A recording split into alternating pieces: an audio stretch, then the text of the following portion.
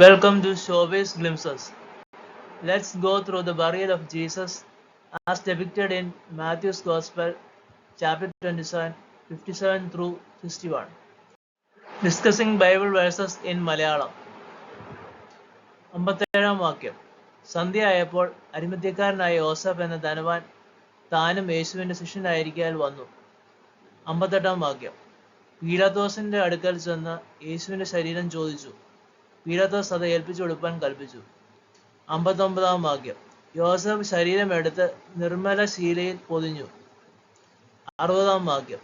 താൻ പാറയിൽ വെട്ടിച്ചിരുന്ന തന്റെ പുതിയ കല്ലറയിൽ വെച്ച് കല്ലറയുടെ വാതിൽക്കൽ ഒരു വലിയ കല്ല് ഉരുട്ടി വെച്ചിട്ട് പോയി. 61 വാക്യം.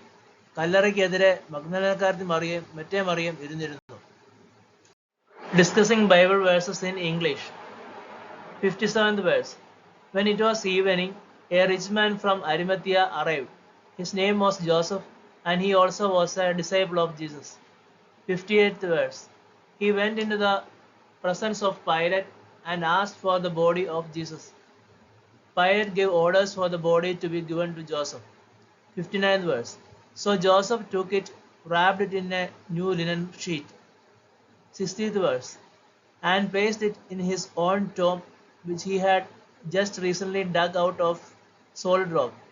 Then he rolled a large stone across the entrance to the tomb and went away. 61st verse. Mary Magdalene and the other Mary were sitting there, facing the tomb.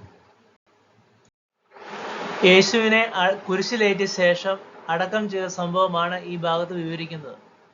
യേശുവിന്റെ രഹസ്യ ശിഷ്യനായിരുന്ന അരിമത്യയിലെ യോസഫ് എന്ന ധനികൻ പീലാത്തോസിനോട് യേശുവിന്റെ ശരീരം എടുത്ത് അവന്റെ കല്ലറയിൽ അടക്കാൻ അനുവാദം ചോദിച്ചു.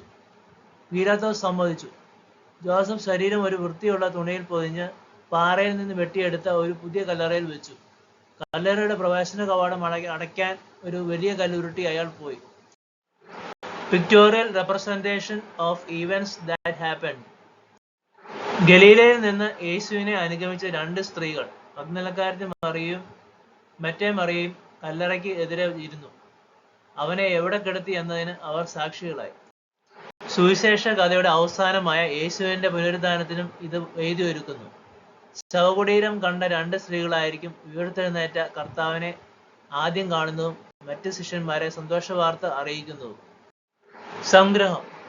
ഈ ഭാഗം യെശയ്യാവ് 53:9 പ്രവചനം പൂർത്തീകരിക്കുന്നു.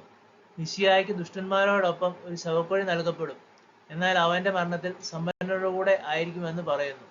I take this time to thank my mentors Andrews K. Philip and Pastor Prajit P. Matthew.